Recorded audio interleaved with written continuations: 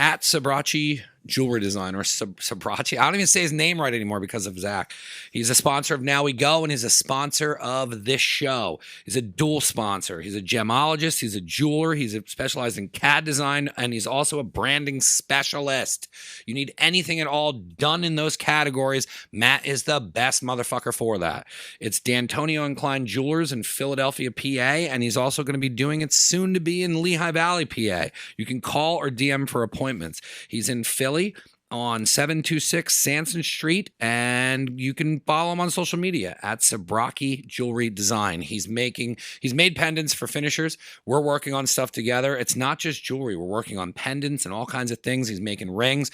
He can do anything that you need, from design to gems to jewelers. He is the real deal, and I'm excited. He's a childhood friend who grew a diamond business. He's a jeweler.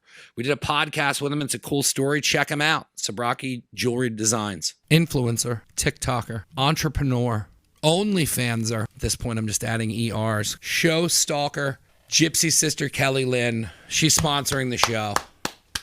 And all you little boys who hit me up in my DMs, look at that, man. She's in a bikini. Go pay for it.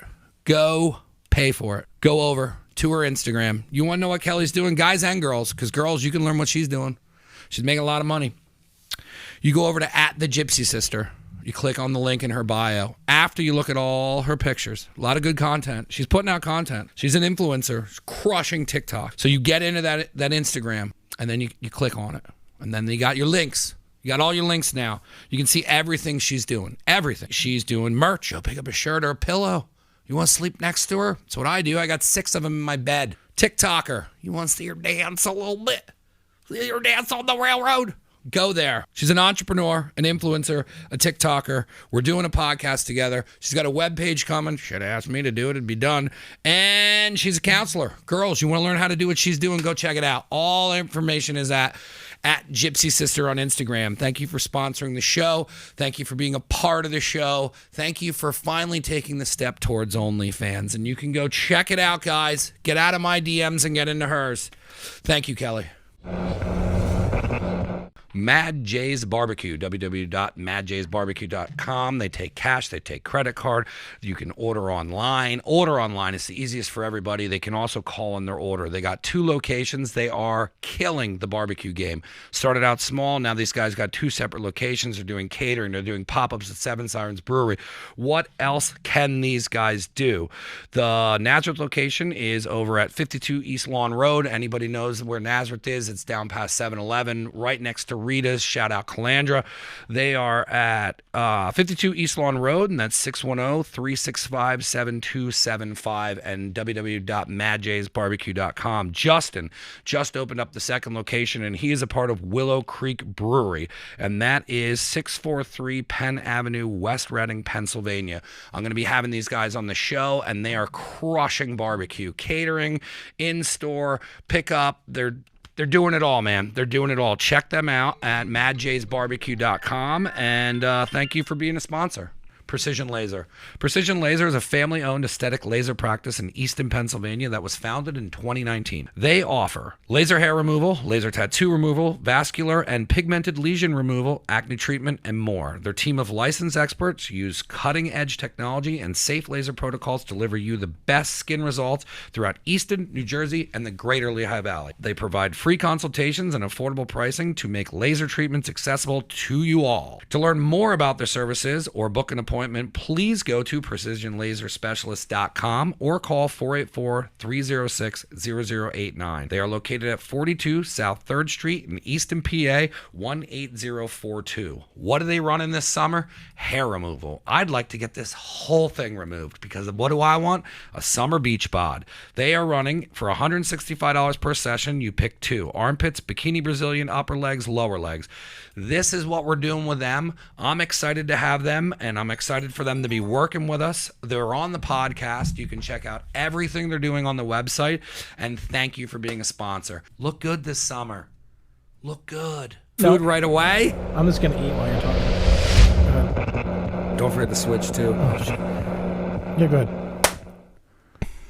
Welcome to Never Again Radio. Jesse's getting into the cheesesteak right away. We have George, the Smorgasbord Chiger. Yes, sir. I met you over at Mad J's Barbecue. I wanted to do this as soon as he told me who you are. You eat hot dogs for a living. How the fuck did you do that? Yeah, it's kind of crazy. I get paid to eat food for a living, and hot dogs is just one of the, the big go-to for us with Major League Eating. Everyone's heard of, the 4th of July at noon, live on ESPN, Nathan's famous hot dog eating contest. That's what I go do. I've been there the last 3 years competing. I debuted at 18th in the world. And I went up to 12th for 2019, and then unfortunately in 2020 I went back to I'm at 15th ranked in the world now, number 1 in Pennsylvania with competitive eating. And yeah, I get paid to eat hot dogs. How did you get into that? Oh man, it's a crazy story because I'm just sitting in the cable line paying my bill, waiting to pay the bill, and there's this woman in front of me in like a workout outfit, tiny woman, and she's telling all the girls, "Oh, I qualified to go to Coney. I ate 15 hot dogs and buns." I kind of chuckled. She turned around, she called me right out. Boom. "Oh, you think you eating more hot dogs than me?" And I'm like, "Probably." And she's like, "Well, come to the gym and train with me. Prove it." And I'm like, "What? You're crazy," And I ran into her a couple more times in town. Finally, she talked me into What were you doing at the time? Were you just working a regular job? Just regular job, just life. Yeah. So we, Laurel, the real deal, she talked me into going and train with her, becoming her sparring partner back in like 2010. I was like 400 pounds overweight, not healthy. And I would eat like 15, 16, 17 hot dogs, go home, sit on the couch for 2 days, just, in a sodium coma. And I realized I needed to do a lifestyle change. I've lost almost 100 pounds at my lightest, but I keep off about 60 pounds, regularly. I got winter weight going on right now. And, but she finally, about 2015, she talked me into trying to qualify. And I went out there and I went to my first qualifier at Pomona Raceway, and I was just hooked. Like, the MC's like... What's the qualifier like? So a qualifier, there's might be 15 and 20 qualifiers, and the number 1 seed moves on, and, women and male. So, there might be 15 to 20 people there.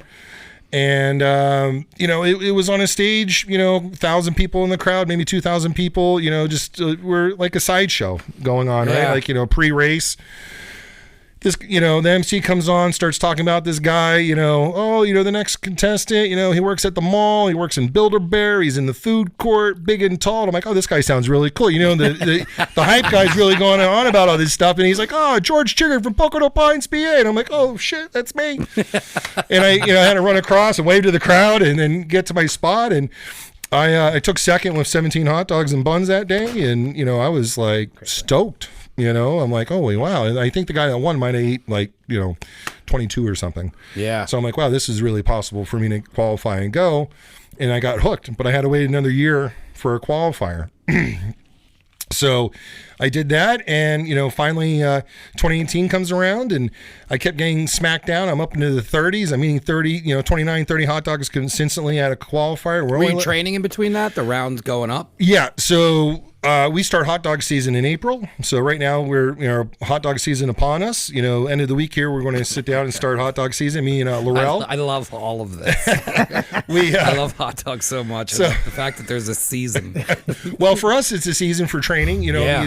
I eat year round now professionally, but for hot dogs itself, qualifying usually starts, now April, May. But, from now to 4th of July, me and my mentor, Laurel, we'll get together once a week, sometimes twice a week, and we'll order, I got 50 hot dogs coming this week for us to practice with. And we just, run through our technique and work on it. And, and next week we'll order 5 more hot dogs and we'll just keep building it. So now, is there truth to eating a bunch of salad to expand your stomach? Does that make sense? That's Sure. what I always heard. Yeah, if you want to, eat a whole bunch of salad, 10, it'll 15 force pounds it. of salad. Yeah. Ice chips, water, really anything that you could eat large amounts of. So we, there's, So a water training issue, you could train with water, stretch your stomach. You can eat large amounts of food. We go bang out, we go shut down buffets, get thrown out of buffets a lot. You don't pay, you go home. Oh, yeah. Oh, you pay double. Yeah. Or, I go in for lunch and they're like, we got to charge you dinner price. I'm like, okay. Or you get the sushi chef really giving you the side eye. And it's like, well, here's $20 for you, bud. Yeah. So I know I just ate a couple $100 in sushi, but so just, hitting, Laurel finally getting me into trying to qualify and go forward. And I felt confident. I kept coming in second place. And then I was able to, really step up the game. I went from, high teens to, low 30s. And I'm out there and we're only allowed to go to 3 qualifiers out of the year for qualifying. And I was hitting these guys, Jeff Esper, Carmen Concati, they're top ranked eaters, second, third in the world. And they're eating 50 hot dogs to my 30 hot dogs. And Carmen he's like, hey man, I don't know where you're going for your next qualifier, because it's all hush hush. Like it's like there's strategy behind this. Yeah. So you're hoping to luck out and get one that one of the big guys aren't going to be exactly. at. Or, hey, maybe their flight was delayed so Carmen's like, hey, you should go to Virginia in 2018. I'm like, all right. And I showed up and Crazy Legs Connie was there. Dud Light was there. There were some eaters there. And I'm like, oh, wow, I'm really nervous. But like, they were nervous that I showed up. They're like, Crazy's like, oh, congratulations. And I'm like, I haven't even won yet, dude. What are you talking about? And he's like, no, this is yours. And I'm like, I don't know if that's true, but okay. And I ate 30 hot dogs and buns in 10 minutes, and I qualified in 2018, and it's just been history. I'm almost probably at 40 competitions since then, 15, 16 states, 2 countries. I'm just really enjoying it. And, it's opened up so many doors, with all the traveling I do. I was just down at the Super Bowl in Tampa, and, I was on the undercard for the big snack down. And those guys were eating like 8 pounds of food in 8 minutes. It was a steeple race. But I was on the undercard for Easy Cheese. And we had... What? Yeah, the Easy Cheese. So, good God. So, the spray can cheese that goes onto the crackers there. Are you the reason I can't get it at Giant, you motherfuckers? Yeah, we couldn't find it at Giant for forever. Months. Yeah. I only chugged 2 cans of it. So it was 58 seconds. And I just squeezed out the other guy that I was going against, a great eater, Matt Hazard. And so now I'm the Easy Cheese chunking champion of the world. Well, that's what I wanted to ask you, is because you started doing the hot dogs, and then I'm guessing the hot dogs led into doing other competition eating. And then when we were talking to Matt Jays a little bit, you were talking about how you were kind of going around and just kind of like demolishing like local little things like food challenges and whatnot. Like, so I mean, when you're doing the hot dog stuff and you have that time you're waiting, how did you get into doing other stuff? Was it just like, well, screw it, I can do the competitive eating, so I'm going to try and do the Cheese Whiz, or I'm going to try and do a pizza challenge? Like, what led to doing more than just hot dogs?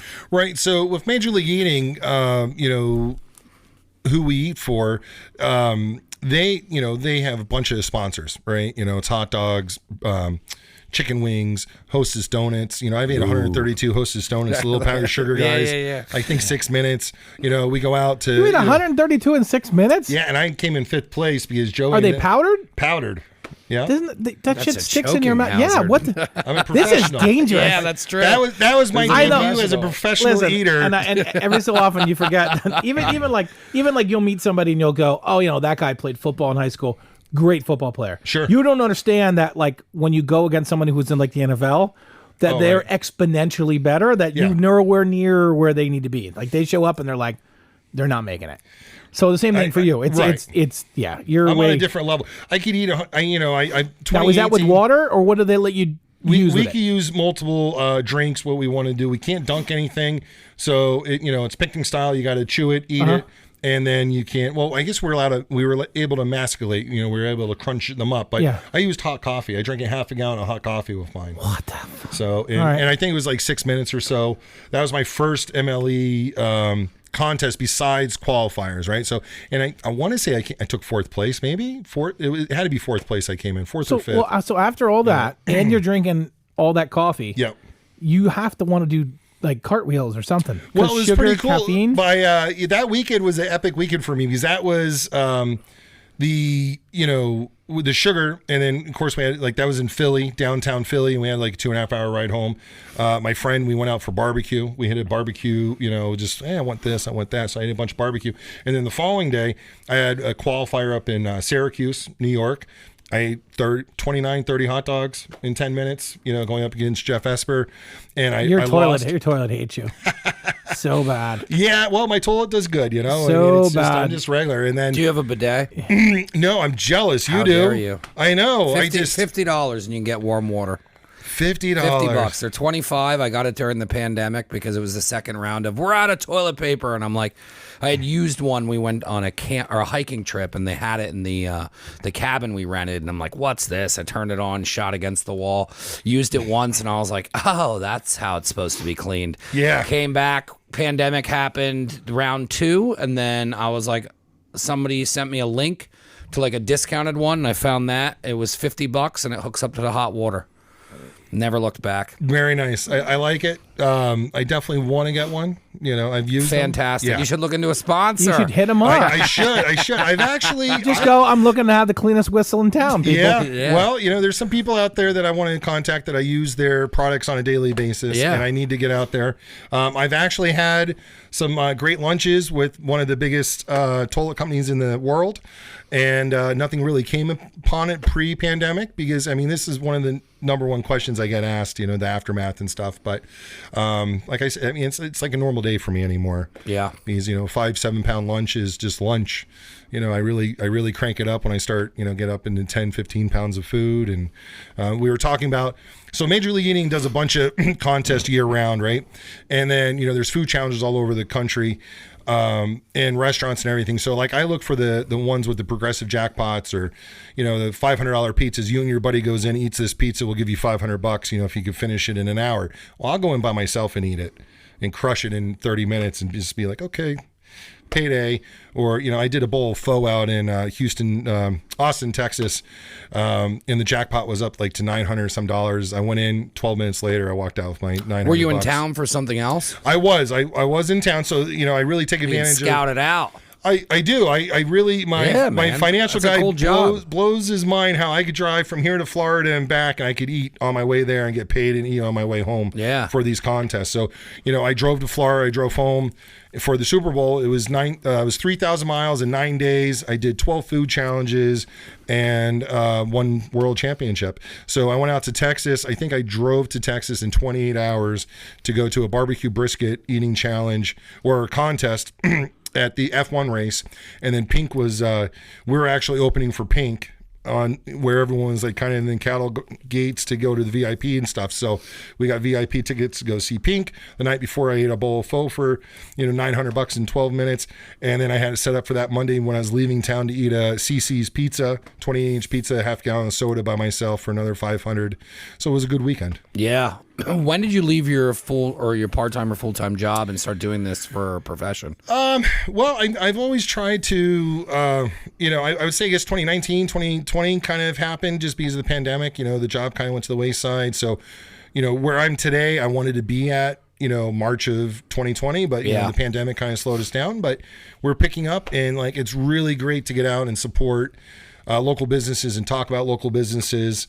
And just be part of the community, and then be able to travel and film for my YouTube channel and everything. It's just, well, that was my next question, was when you go on a road trip like that, some people don't understand, when I want to do stuff, or even if I just go into Easton and I'm looking to talk to different businesses coming on, what people are following you for is your interaction. And especially when you develop a career or a job where you're kind of building your own niche, they're following to follow you. So immediately I was like, man, he went to Texas and did all this stuff and all these stops. I'm like, that is nonstop content for the entire time. Now, do you blog or do you do an Insta story, or a little bit of both? I guess I need to get to the Insta story. I guess I do a little bit of blogging, a little posting. I do a lot of Facebook Lives. I go live and just talk when I'm driving and try to answer questions. And hey, this is what I'm doing. Excuse me. But, we're trying to do more. I'm trying to work more angles. I'm not a big writer, so I'd rather just do like I guess a vlog I really need to get into.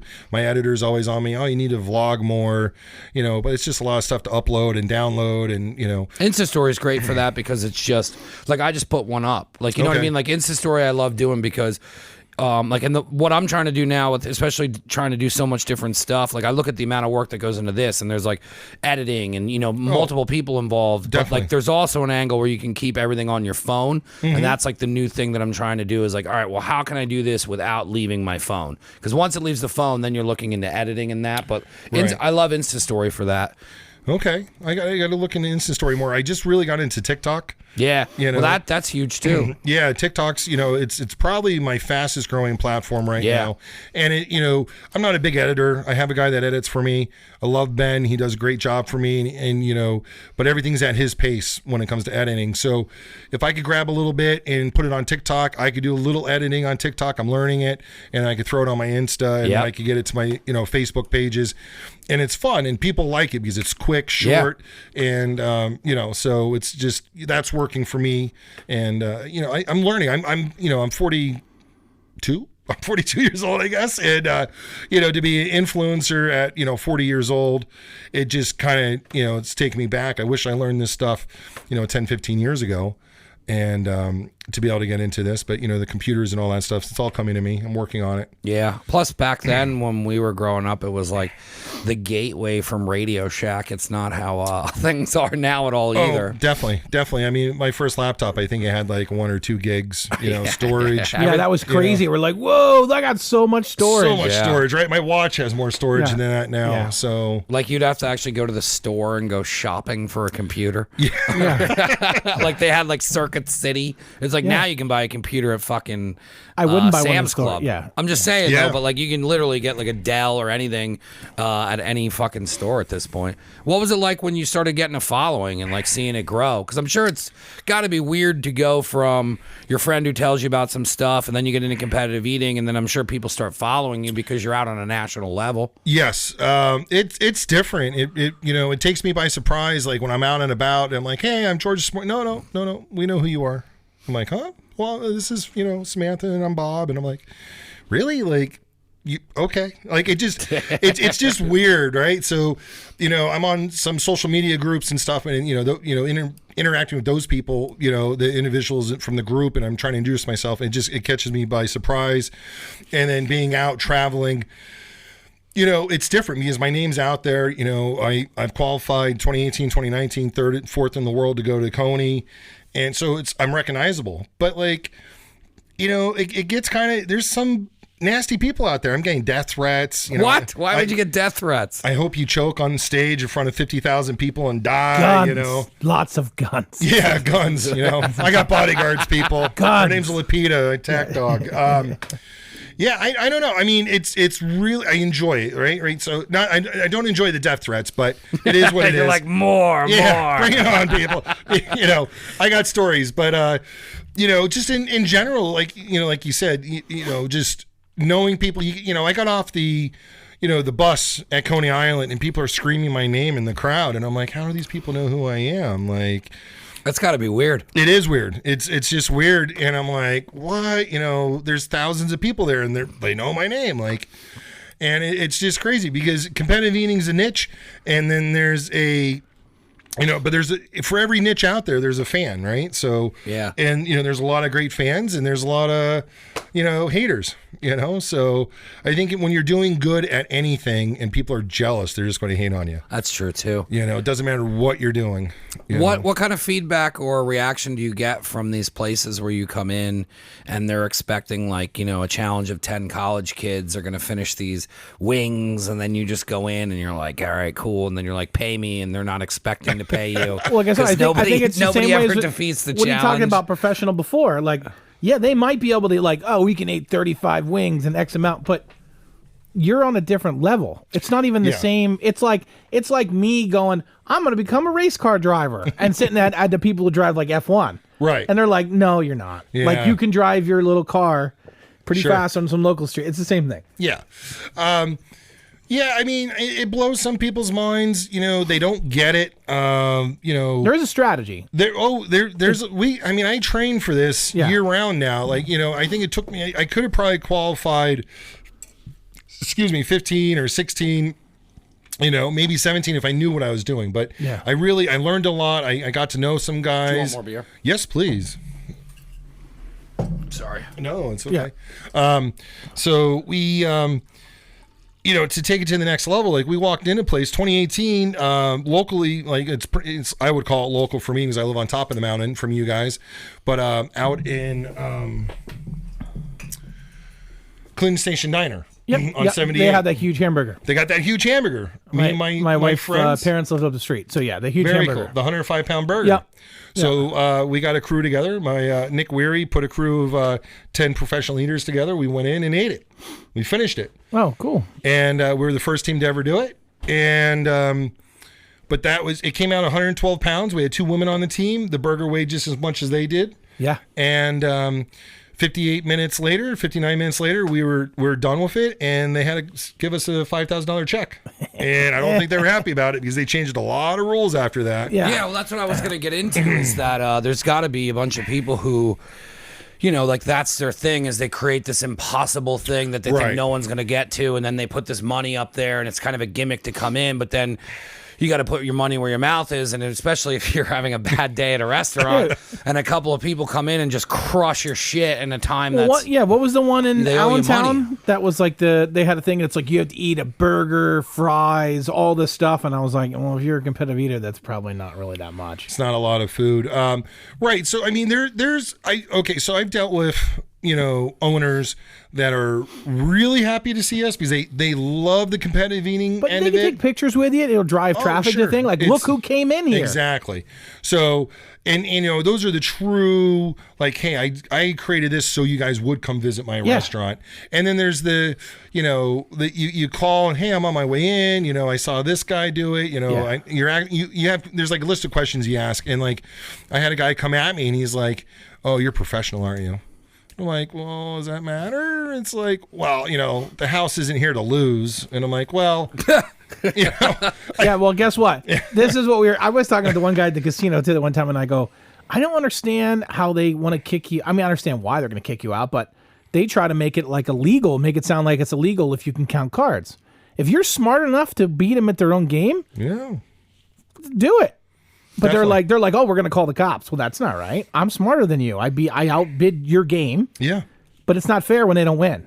Is the diner the most flack you got back from a challenge? The hamburger? Because, I mean, $5,000's a lot of money for a diner or somewhere to even sign a check that day. Is that how it works? Or they're like, we'll mail you. They had to mail it to us. Do they have like a big fake check that you can hold? I don't think right style. It was more a novelty for their burgers because they have like a 2-ounce burger or a 1-ounce burger up to the 105-pound burger. I think they had a couple groups try the burger, but more of as novelty. We went there to win because this is what we do. It's a lot of money, What does it cost? It was, I think we had to do a $450, $500 deposit on that. Okay. But we got that back plus our $5,000. Yeah. So, but no, I mean, there's some other restaurants out there that's giving me grief. Guff. Little guff. I drove hours out of my way the one day to go eat a $100 pizza. So $100 for me in an hour is pretty good to go eat something. I'm happy with $100. I guess anybody would be happy to make $100 in an hour. Yeah. So I get there and I'm talking to the kid. I'm like, okay, I'm going over the rules and the regulations and stuff. And like prizes. He's like, oh, let me get the boss. He's upstairs. The boss comes down. Yeah, man, I did away with that. You could get a T-shirt if you win. I'm like, I don't want to buy a $40 T-shirt and eat a 10-pound pizza to get a free T-shirt. Like, no. And but I ended up getting like the food for free, and this is pretty much the most I'm going to talk about it because I'm not going to ever post the video because I'm not happy about it. I just recently we were in Texas in Florida after the Easy Cheese Chugging Championship. We went over to St. Pete's and we did a grilled cheese challenge. I'm the first guy out of 3 competitors to finish it, and they gave us some grief on the prize money and the free meal. And that's crazy how they want to pull back on that after you actually compete what they wanted to do. Well, I mean, maybe they're just and it's we're talking pennies, and to go out to thousands of viewers. it doesn't make sense. I mean, if it's $100 in prize money, $100 meal, $200 to go out to 100, to a couple thousand people, you would think it would be no problem. But, I think it was more of a communication issue between the staff and Super Bowl Sunday, and we had some issues, and my buddy posted a video of it. Darren Eats was there with me, and he failed, and he kind of worded it differently than I would have worded it. We haven't put out our video yet, but I'm not going to give out their name. I'm not going to. Yeah. I want to do the video because I'm proud of eating 12 pounds of food in 58 minutes, right? Because I'm the first guy to do it.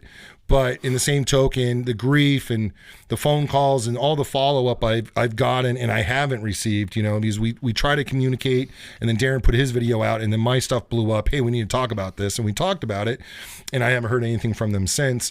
And I want to move on now.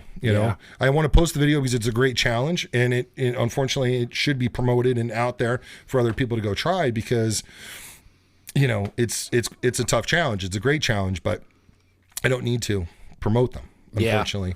Yeah, and that's the thing. I don't think that the company or the place that's holding it realizes is that what they're going to pay you probably still isn't worth the amount of exposure they're going to get from being on your video. Correct.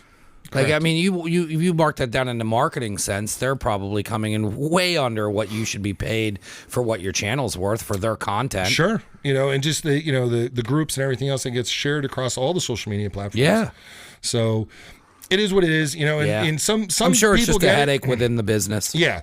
Some people get it, some people don't. My buddy, Darren, I think has 500 videos, and he's probably had like 5 or 6 issues. I was going to say the amount of people that probably actually go through with what they're supposed to are way more than the amount of assholes. Definitely, yeah. Tons of assholes out there. Like, I mean, I have a couple, I don't deal with anymore, and I just, it's like, okay, let's move on.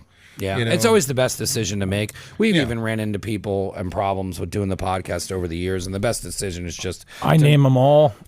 I don't care. To not mention it and just move forward and try and just do different, you're not going to stop doing this, so why let them slow you down? Oh, yeah, definitely. Because it's just like the guy threatening, I hope you choke and die. And, the keyboard warriors are a joke. Like, one of my films, I did a faux challenge in DC last year before quarantine, and they just commented on it. The video's been out for almost a year now, and he's like, you don't have the new record. You cheated. That bowl's bigger than everyone else's. And I have the owner doing the, exactly. I laughed. I did a bunch of bitmojis, laughing, and I'm like, man, like I have her on there. 2 pounds of this and 2 pounds of that, and don't matter what size bowl, and 3 quarts and 3.5 quarts of broth. It's all the same. Doesn't matter the size of the bowl. And yes, I have the new record, 40 seconds quicker than the last guy. Whatever. Go in there and do it quicker. What's the hardest thing that you've had to do so far in competitive eating? Man,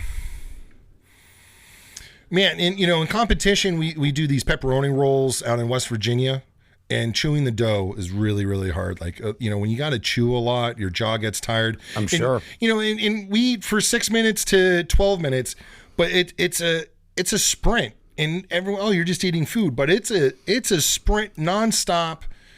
60 seconds at a clip, like you're just going, right? So if, sometimes you got to hold your breath, you got to, tell your body to eat. So, chewing really gets into you. And I would say that's one of the harder things. I did Indian tacos in Minnesota. What are Indian tacos? So Indian tacos is back in the day. What are that was a great segue. I love it.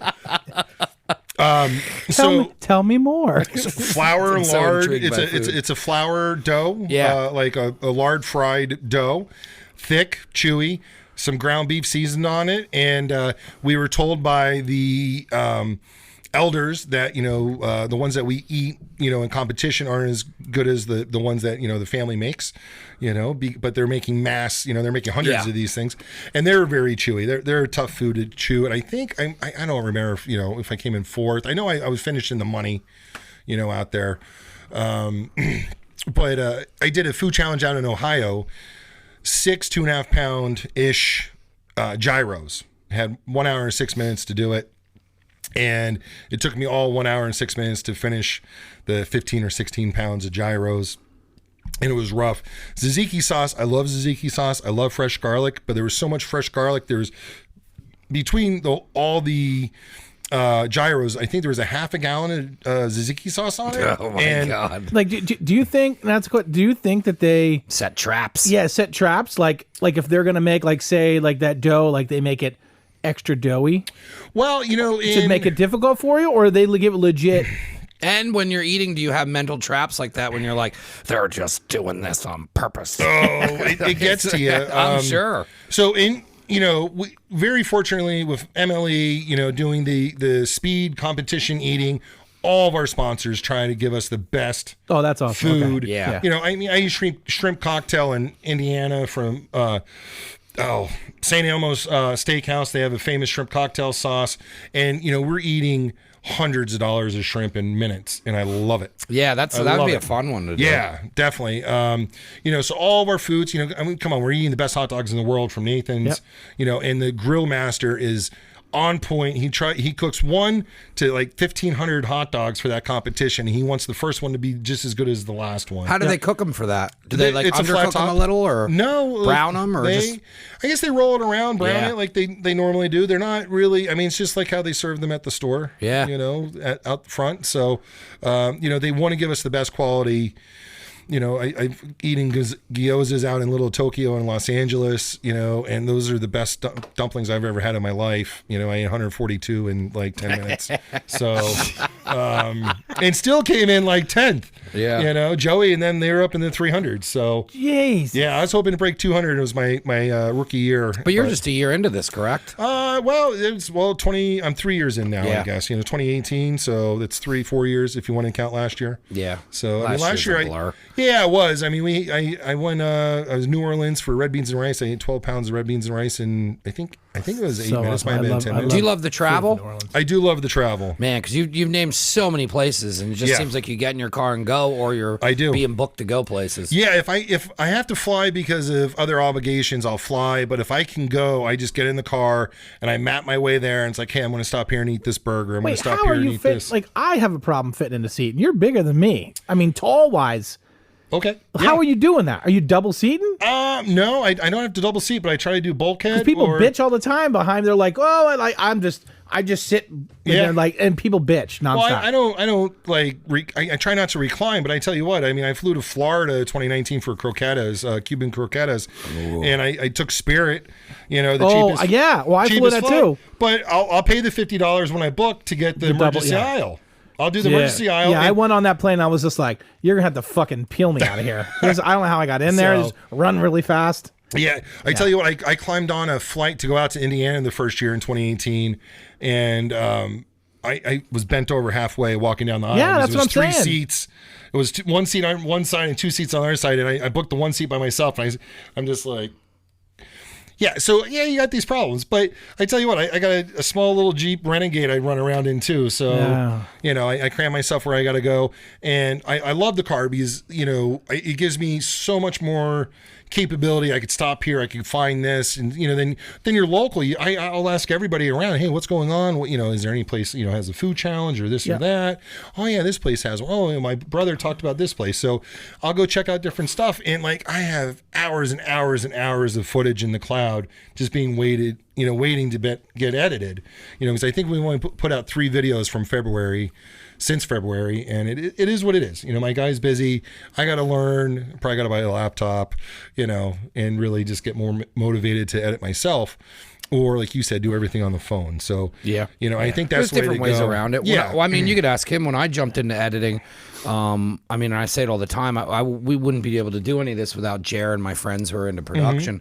But he's the producer of the show. If there's anything that goes wrong, he's a mile up the road. But I got all my stuff to match what he does, and then I called him if I had any problems. You're YouTubing, but when we first started this, I mean, it was a motherfucker to learn editing. And then you're like stressed, and especially like with my schedule now, it's like I had some time to edit some shit today, but like I don't, we got it down to where that switcher that he's running now cuts a lot of the editing out. But to do the stuff that you want to do, you either got to pay somebody, or you know what I mean, or like you said, and it's you're investing a couple $1,000s into a computer, and then it's your time, and it's like, all right, well, how much downtime do you have? And then it's like, editing's it's not fucking easy, and you have to be in the right mood to get into it. I mean, oh sure, yeah. But no, I mean, I'm excited to see what you're gonna get into. You got that much footage, man. But I mean, when you eventually get all that edited, you'll be so far ahead on content. You'll be a year in advance. Yeah, definitely. And that's huge to have because we're behind right now because of people canceling. So it's like I had to edit 2 shows today. It was actually uploading when you came here tonight because I took a nap. I'll probably finish the 3rd one, get those up to YouTube, and it's like, if you're not stacked with like content ready to go and you're constantly behind the 8 ball, that's when stress starts coming in. And who wants to deal with that shit when you're going to fucking competitive heat?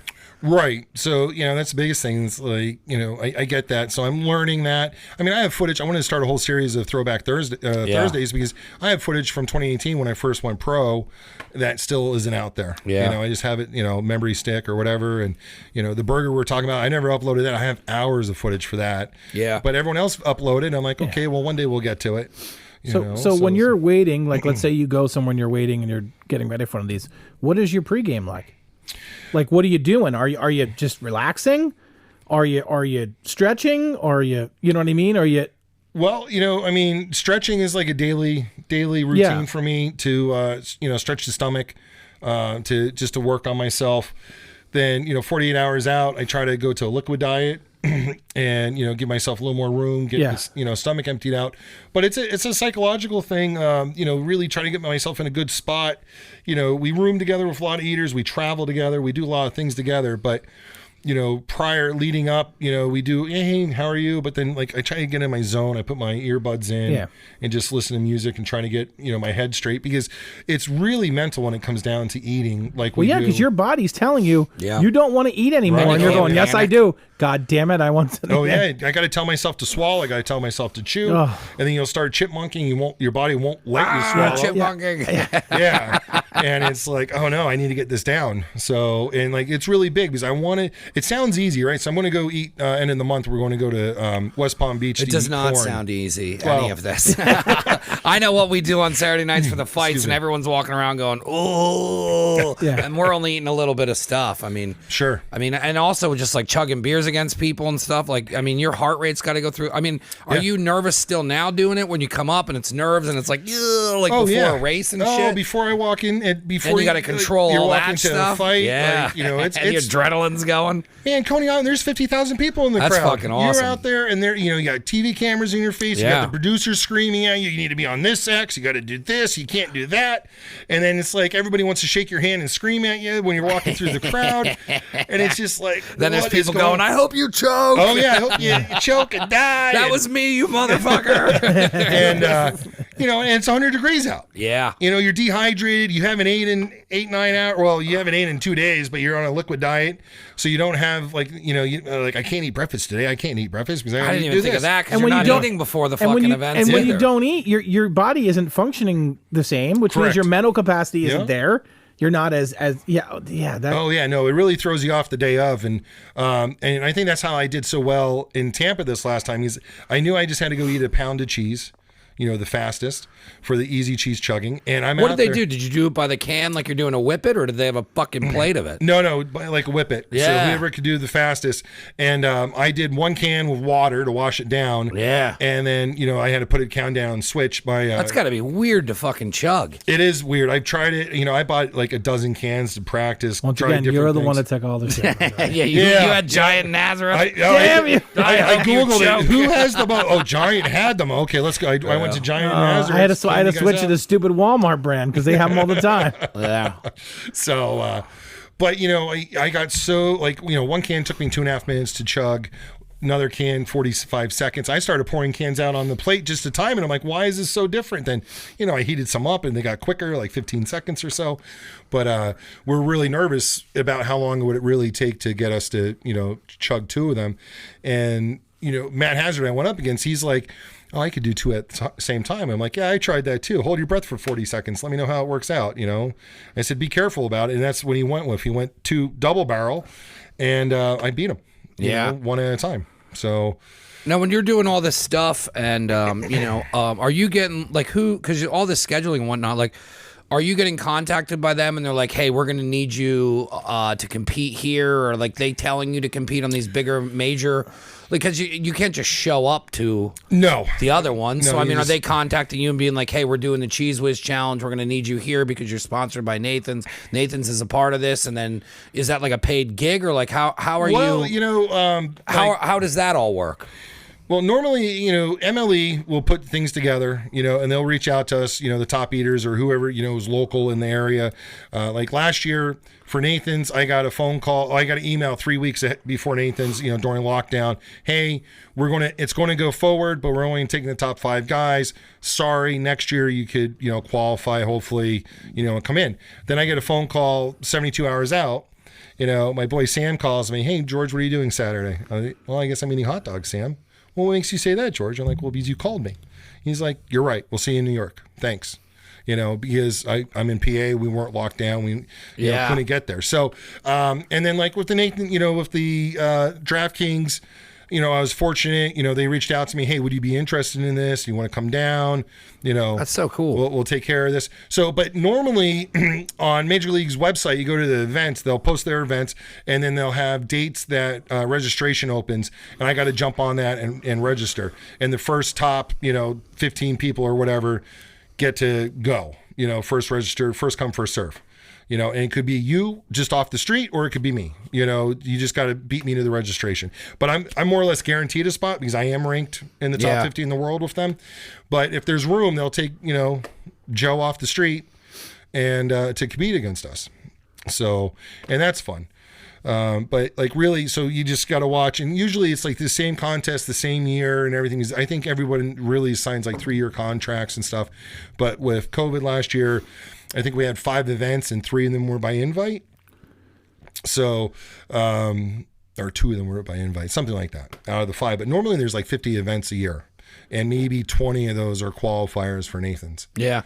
Now, I know you get into a lot of other stuff just because, you know, the professional eating's your bread and butter, but then there's other side things that you're doing here with like sponsors and whatnot. Yes. And just kind of going through some other stuff. I wanted to get into that as well as kind of how you're also supporting yourself through working with local sponsors and restaurants in the area. Where did you kind of come up with doing that, and kind of what angle did you see for that working? Well, I mean, just with my my eating, you know, everybody loves to see the, you know, the odd, I call it the sideshow, but with the eating. So, you know, and I got a personality. People like to talk to me. I like to talk to people. And I've gone into some restaurants, and it's turning into like, hey, you know, would you mind going live and talking about our food and doing some reviews? Sure, I could do foods. I'm a foodie. Like I could do a review on food. I'm not a, you know, culinary trained chef or anything, but man, I'm a blue collar, hardworking. You give a shit about food. I love eating food. I did not stay this big by eating food. So not eating food. So you know, I've taken it to the next level. I need, you know, help to get to these contests. You know, I don't really, some contests, you know, there's really, I got to pay to get there and stuff. So, you know, I try to win, you know, food challenges. You know, now we're looking on sponsors with, you know, cigar brands, firework companies. You guys go to my YouTube. I got Bada Boom Fireworks. You know, they're paying to be in my YouTube videos. Yeah, that's you so know? cool. When you were talking about that at Jay's, I was like, that's awesome that you have a fireworks sponsor. Yeah. I got a fireworks sponsor on board. I got a cigar sponsor. You know, I'm looking. Yeah, what were you doing with the cigars? Because we were talking about the cigar guys down in Bath, and then you were saying that you were talking about like your own cigar and stuff like that. Yeah, you know, I mean, so down in Bath, we got a Caravan Cigar Company. Yep. You know, a great local shop, and they have their own cigars, but they're all through Protocol Cigar Company, and I'm starting to work with Protocol now, and you know, hopefully in another year or so we can get out. You know, we'll have the Smorgasbord cigar, and you know, we'll see what happens with that. But it's just really cool to be working with a great brand, you know, and locally it's locally owned, and it's, you know, they're retired cops. You know, there's a couple of retired cops that own it, and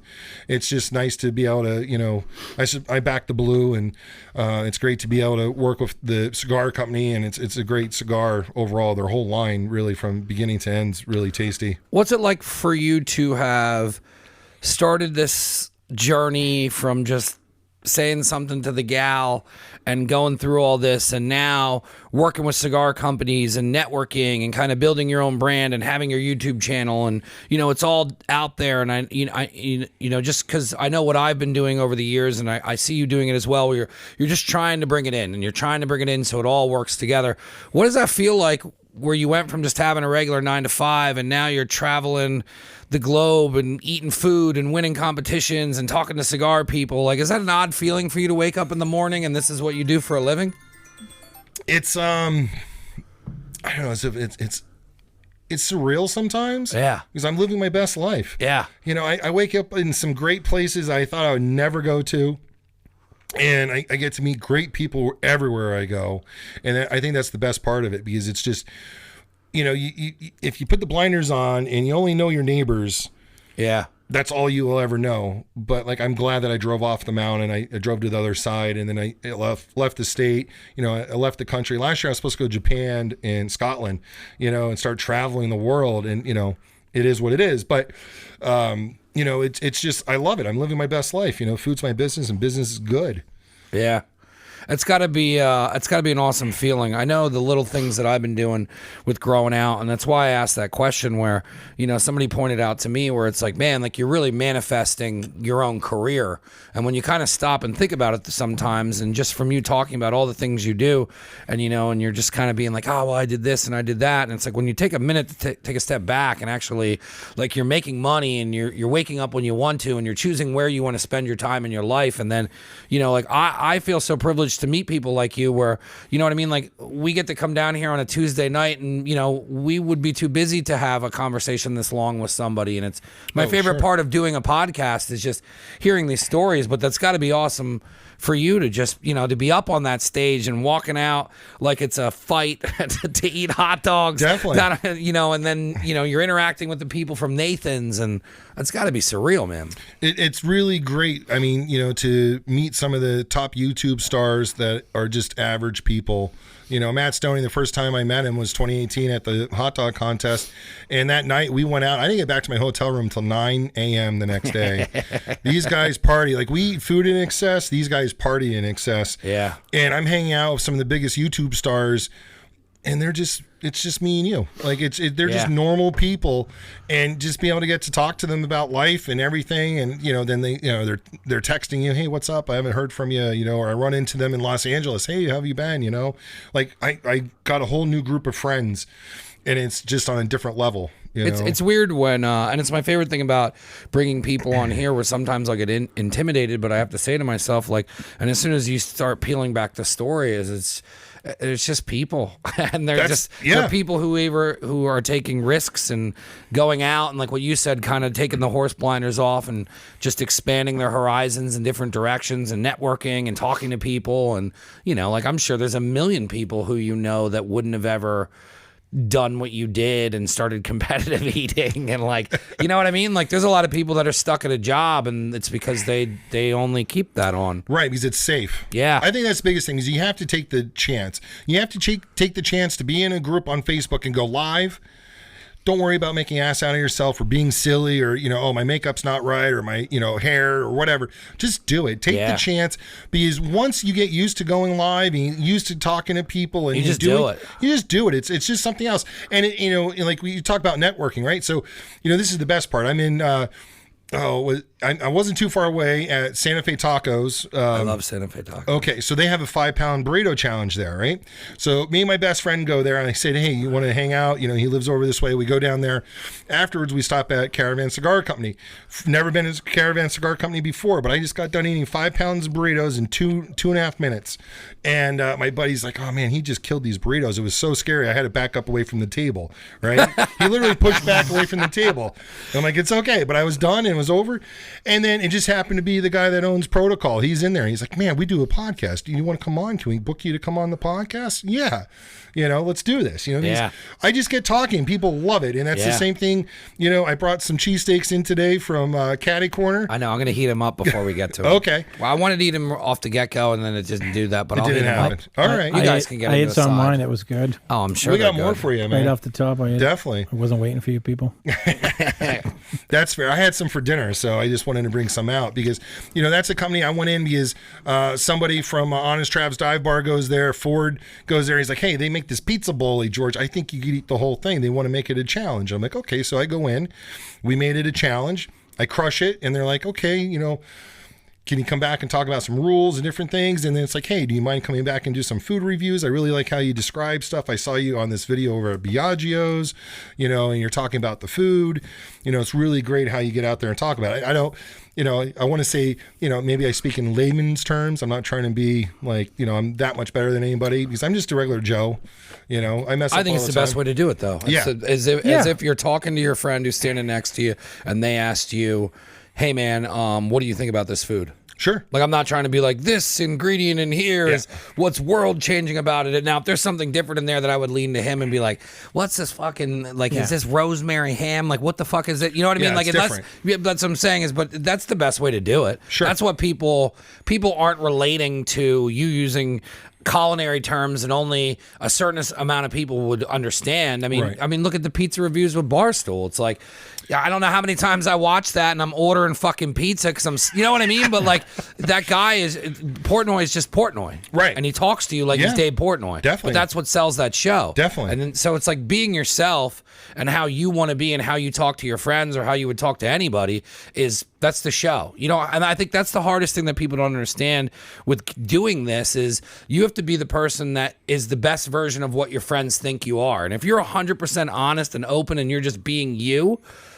everyone's going to watch it because they like you. You're the food guy. You're eating, you're doing shit nobody else is doing around here. And, but so like, if you were anything outside of that, it would come off phony. Definitely. Yes. I just try to be who I am. Yeah. And, food's part of it. You do a good job at it. Thank you. I appreciate it. So that's the biggest thing is just to push forward and, do oddity stuff. Like, I mean, I drink pints like shots and pitchers like pints. I could drink like a fool, Like there's some videos out there of me, I'm hungover in the morning. People are like, hey, how much did you drink last night? Gallons. Yeah. That's my response. When I have a good night, I drink gallons because it's where I'm at. My stomach's stretched good enough because I'm a competitive eater and I can drink a lot. And, and I'm 6 foot, 6+, 340 pounds. So I can handle my liquor a little bit. They got the cameras up and I don't know exactly how tall I look on camera here, but I'm not a small guy. So, what was it like for you during the pandemic and having Honest Travs as a place to kind of showcase what you're doing there? Oh man, tremendously. I was happy that I got in early, and Honest Travs has really, helped a lot of people through the pandemic on lockdown and stuff.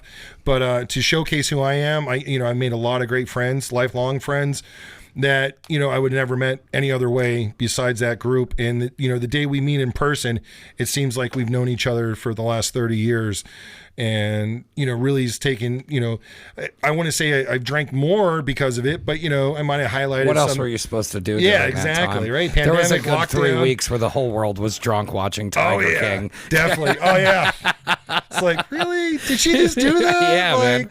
How crazy was that documentary peaked at like the point? Because that was like the weirdest part. Because I remember it was when you weren't supposed to be going anywhere. I remember it was weird that Tim snuck over here. Like it was you weren't allowed to leave your house, and then me and him were just getting drunk. And then I remember I think we even we did a shoey, and we were like going on Instagram Live, and it was no one was working. Like that was just shut down. And I remember we went over there, and we're all fucked up. And I just go, "Who's this fucking Tiger dude?" And then then we just drank and watched Tiger King. What a weird fucking time that was. Definitely. It's still weird out there, though. Yeah, it's still weird. It's because it's just different, right? So, but definitely Travs helped me out because I was able to go live and do food challenges. And he's a food guy, and I was able to meet him like when we first reopened in like May. I was able to go to the Ocean City, Maryland house and meet him. I never met him in my life except on the dive bar, on virtual reality. And I get there, it's like I knew him my whole life. Yeah. Like we've been boys. We went to high school together. Like, it's awesome. And it's still like that today, just be able to hang out with them and be part of the crew. And, and that's where, a lot of the, I get, there's so many people in that group. And I get, when I'm at Honest Travs, groups and stuff, it's like, people are just like, I'm out in public really sometimes. And it's like, oh, you're that guy. And I'm like, what do you mean I'm that guy? It's like, you're the guy with the little dog that shotguns and bails beers. And drinks pitchers of beer, pitchers of beer in seconds, and I'm like, yeah, I can drink a gallon of beer in less than a minute, so. Now, I want to stay on Travs for a little bit. Okay. They had the party over at 1, and then Yes. you teamed up with Mad J's Barbecue, and what did you eat? I did. I'm going to heat this up quick. But okay, you're going to heat that up? So that's where we met at Mad J's, right? Yeah, Because I was in there talking to Mad J's about hooking me up with some barbecue for the anniversary party at Travs. The 1-year anniversary party we had at One Square in Easton. And, shout out to that venue. Awesome staff. Just everybody was great over there. And Trav did a really great job with his crew from the dive bar putting it together. But the staff at Mad J's, they have, it's called the mess. It's like a go-to for me there. It's 5 layers. So you got 2 layers of your choice of pulled chicken or pork. And you got their smoked mac and cheese in there. And then you got the famous peach pork and beans on top. And I tell you what, it is a go-to. Yep. Stop at Mad J's in Nazareth and, tell them that the Smorgasbord sent you. But, the mess is a go-to because it's a little bit of everything I would want from a barbecue joint if I was going, right? So I want the beans, I want the mac and cheese, and I'm a pulled pork full, but I've had the chicken too. The chicken's really good. The brisket's a go-to there. So I was talking to Mad J and, over there, and the container, it's like a big Chinese soup container. That's the best way to describe it. Yep. And I really think that's what I call it. I think that's what. No, yeah. That would be a go-to. It's a quart. It's a quart of plastic container. Yep. And it weighs in 1 3/4 pounds, right? So we're trying to do, figure out math, where I'm at, how long I want to eat over there. So I end up getting 6 of them, and it's 10.5 pounds. Oh my God. And I'm like, okay, I could eat until I could eat the 10.5 pounds, or let me just go for like 10 minutes and see what I could get done. And, Travis was awesome enough to let me go on stage, be part of the entertainment for the night. And we, I sat down and, I didn't sit down, I stood and rocked out eating, Mad J's mess. It was the 5-layer mess challenge, I call it. And for 10 minutes, I put away 7 pounds of it. Oh my God. I was going to say, are most of them sitting down or are you standing up? I'm getting into this. No, hit it up, man. So he's digging into some cheesesteaks from Caddy Corner today. Caddy Corner? Yeah, Caddy Corner. It's Cheesesteak Tuesdays over there. I mean, they have cheesesteaks all week long, but they're on special on Tuesdays. That's so good. for $10, you get a draft beer and craft beer and it's a cheesesteak. very well. It is. They got a good meat. Their sauce is good. A little bit of a pickle in there too. Yeah, they their peppers, it has a or their onion. Their onions might be pickled a little bit. That's a really good cheesesteak. Their bread's awesome. Yeah. And you can get it in a wrap too, nice and healthy wrap. Their go-to over there is the sauce, American cheese, onions on their steaks, and then but I substitute an American for provolone. That's good. So that meat stands out. It's hard to find meat that stands out. Most places will just, I call it, they make it sawdust. Where they mush it? They just fucking they mush it. chop, Grind chop, it up. chop, Yeah, chop, chop it. chop, chop, and then they do it again, and then it's sawdust. But I would say that's just chipped, seasoned but well, it's man. not. It is, but yeah, it's not chopped. No, most pizza shops will ruin shit like that where they just. Well, they're using like minute steak. Yeah. Processed stuff. So Jay's over there. I mean, That's great. Jay over at Canning Corner, they really use, it's top notch stuff. They use fresh, never frozen chicken for their, wings and their, even they don't use frozen boneless wings. They take chicken breasts and use it for, fresh chicken breasts and chop it up. That changes everything. It does. It does. It really does. They got a good crew over there. So and same thing with Mad J's, man. I mean, you probably talk about Mad J's all the time because he's your boy. You go over there, yeah. And I'm just happy. The dive bar brought me to Mad J's. He's coming home with the dude from Seven Sirens. I think next week we do a show. Is it Ryan from Seven Sirens? What was his name? I'm sorry, I didn't mean to put you on the spot. No. Jeremy? It is Jeremy. Jeremy, yeah. Yeah. So my bad. See, I'm bad with I names forgot too. names. I just know what faces. That's all I know. Yeah. So, but they're a great crew over Seven Sirens too. But yeah, he came on. He was a good dude. We do another show basically called Off the Rails, where we just bring a guest back on and then we get drunk. Right. Do you need a beer with that cheesesteak? Yes, please. Oh, I have more beer here. Which we can definitely do with you, and we can bring another guest on. All right. So, they're coming back on, and it's the first time Jay's going to come on. Awesome. I would love to come back and get on in something like that. And then you do fight nights and stuff? What's that, like a whole nother show you got going on? No. When we do the UFC fights, it's pretty much the only time I get a day off or I unplug from, thank you, from doing just shit like this. So what we do is, it kind of started out where we started watching the fights, and then with the main event, we would pick a fighter and then take the origin and where they're from, and then make food from there. So if the guy's from Louisiana, we'll take like cool foods that we like from Louisiana, or like when McGregor was on, we did like Irish stuff, or there was a German guy. We would just, then it turned out where we just started picking anybody on the card, and then we would just kind of make like some kind of a themed food. But, you know, I love cooking. He started getting into smoking, and everybody who comes down is like into cooking. And then the one guy who wasn't, Tim, started getting into it, and he's getting really good at it. So it's cool because then everybody kind of like brings their own dish down, but it's like no joke. Like the one guy, Matt, the whole time. Yeah, the one guy, you Matt, just stand there the whole time watching fights, just picking from every fucking. So it's like I haven't been invited. because you're a fucking professional. That's why. You're more than welcome to come down. Thank you. I eat respectful when I'm in public, guys. There's like the one time I think we did Cubans. Like sometimes we'll go all out and like I'll set stuff up and I'll just kind of like feed everybody and do. It's kind of how we started doing burgers, which is how I got into doing a pop up, but. And then sometimes, you know, if we're lazy, we'll order a bunch of pizzas from somewhere, or we'll order food from Mad J's, and then it just kind of turned to this thing where it's 4 or 5 guys that show up every, you know, Saturday, Sunday, and it's just, you know, a way for them to get away from their wives or whatever, and we just come down here and get fucked up and watch the fights and eat way too much food. It gets to be a lot sometimes, but it's cool. Sometimes there's to-go containers. Yeah, he'll give us to-go. He'll go, here you go. Here's your goodie bag. Because they'll all leave because everybody's just drunk and nobody wants to clean up or like, you know, deal with the food. And then in the morning, I'm like, it's cool the first couple times, but then there's some times where I'm like, yo, I'm not gonna be able to there's fucking 5 crock pots of food here, guys. Like, I'm not eating fucking chili dip. I'll eat it Sunday, but I'm not eating it for fucking 5 days. But that's what we do with the fights. I thought about a couple times of trying to turn it into a show, but it is really my only getaway. That and Sundays, I don't know if you have a day where you just kind of like fuck off and just lay around. Like Sunday is my day not to do anything. Okay. And then Saturday nights is the fights. That's my favorite thing to do. I like that. Yeah, no, Mondays I try to stay pretty chilled on Mondays because it seems like I run hard all weekend. Yeah.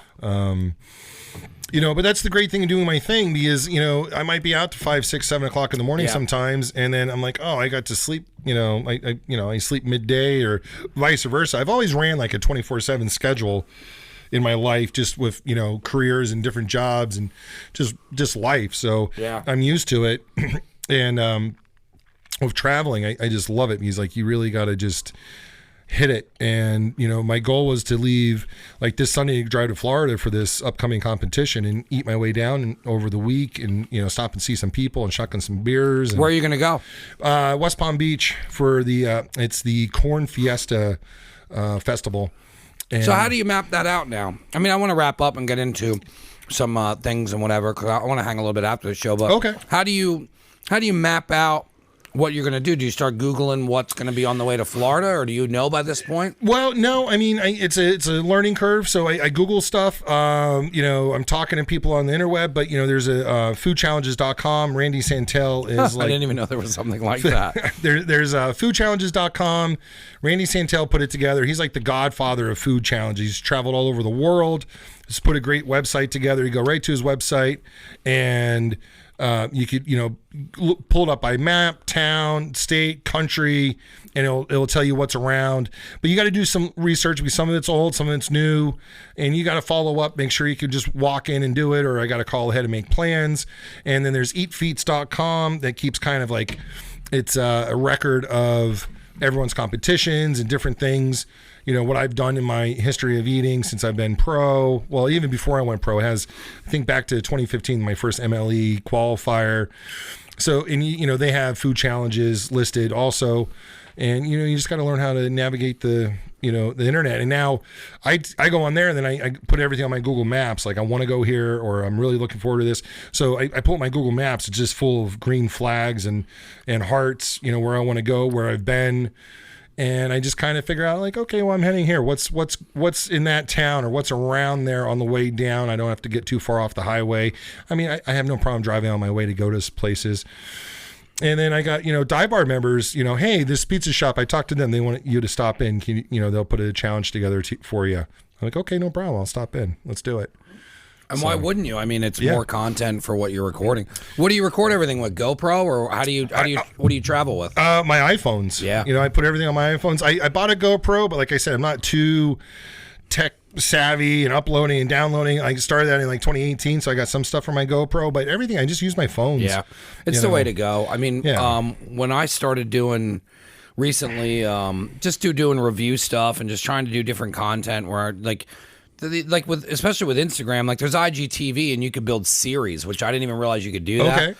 So like IGTV, you can do, I think, up to 30 minutes. So I was like, all right, well, I can do this stuff. But then, I was going over with my buddy who, runs a production company and has cameras and stuff. And I'm like, what should I do? And he's like, dude, I just got the iPhone 12. Yeah. And he's like, it's totally insane. He's like, you could take a picture and then actually spread the picture out, and like Photoshop automatically makes the background larger. Oh, wow. And like you can fuck around with stuff. And he's like, you could get some serious middle of the road rigs and you could just go do your own thing and not have to have a camera crew. Like, to do what you're doing, the best way to do it would be to just keep it on your phone and just do it that way. Yeah, I agree with you. That's where I'm at, and I have like an 8 and a 6, and like, it works. The 8 Plus, Yeah, I need to get up to, I need to upgrade to the new one. I just paid the fucking thing off. I'm waiting a little bit. My cell phone bill probably is now like, I think it's like $65. I'm like, it hasn't been that ever. I'm like, I will wait another year. Nice. Because that's how they have it planned out. Oh, that's how they get you. Yeah, because once it's paid new off, one's it's time out for and a you're new paid one. off. I'm like, fuck that. Yeah, it's like the car. The car gets paid off. It's like, oh, it's time for a new one. But like, man, I will. You buy them? You don't like lease it? What, the phones? Yeah. The last one I think I bought and did like I lease them. No, I didn't lease it. I didn't. I lease them so that it just adds on to my thing, and by the time it's like, I think mine's every 2 years. So at 2 years, they're like, you can pay $300 some and buy it, or you can just get a new phone right now. So I just lease it. Yeah, I have like multiple phone lines because I'll use like, with the traveling and stuff, I'll try to give someone the phone in the crowd to film and, maybe go live. The and then naughty I got my boy phone. Well, no, I used to own my own business, and it was my business phone, so I just kept the line. Yeah. But, I try to take my, like the better phone on my personal line, I shove down to the next line, and I just kind of they filter them. Filter them down. That's the reason I haven't got rid of them yet. So, but yeah, I know someone else mentioned that to me. You should just lease it, get a new one every like 16 months or a year and a half. Yeah, because then you're always getting the newer stuff anyway. Yeah, but I'm usually buying the newer stuff anyway when I need to. Yeah. I want to thank you for coming on. I definitely want to do this again. You're great on here. I know you've done other podcasts and stuff. I knew this was going to be super easy. Like someone was like, who you podcasting with tonight? And I'm like, a professional hot dog eater. I'm so excited to do this show.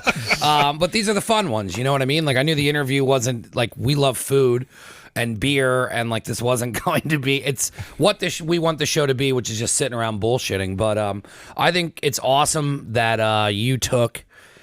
My favorite thing is to bring people on here that see a vision of what they want to do with their life and they follow it, and that's part of the show is to just motivate people to kind of just go after these things. And it wasn't easy for you to get to where you are now, but you put in the work and you did it, and like this is your job. And when you're talking about traveling and all this, and I'm like, man, like it's so awesome to just meet other people who are just trying to do what they want to do that they love for a living. And when I met you immediately, I was like, can we please podcast? Yeah, I don't think it was like 10 minutes into it. Like, I got to book you. And I'm like, okay, man, I'm game, Yeah, no. This is what I love. Because like you're saying, this is just like we're hanging out at Jay's the day that we met, just bullshitting about life and what I do and what you do. And it's all the questions I would have asked you if we would have hung out there for a couple hours at a fire having beers, which is definitely what we built the show to be.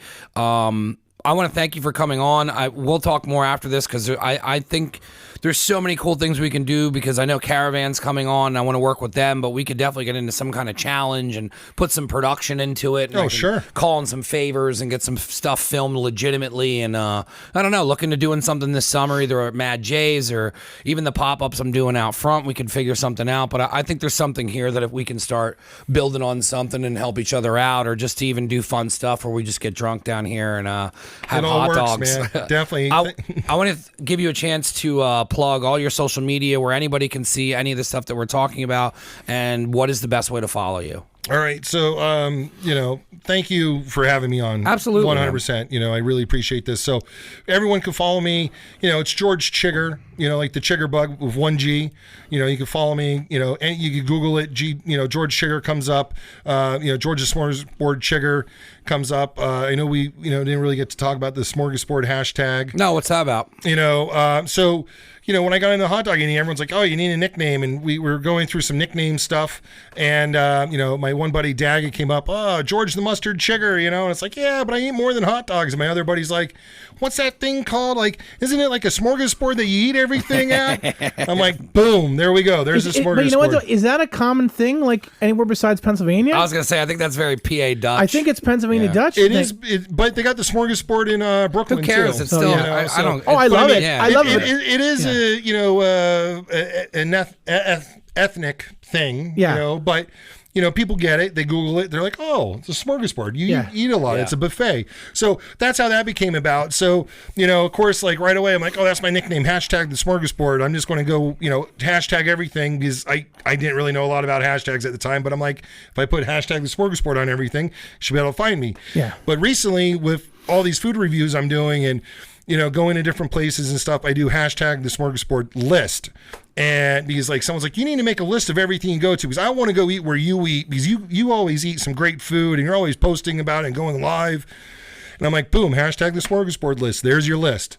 Just hashtag it, find it, across all the platforms. And, I got my YouTube channel. I think we're probably around 60 videos in the last year. Awesome. And growing, really trying to get my watch time up and my, followers up. I'm on, George Chiger on, we got the, TikTok we were talking about, and then Instagram, George Chiger, and I'm out there. You'll Awesome. find me.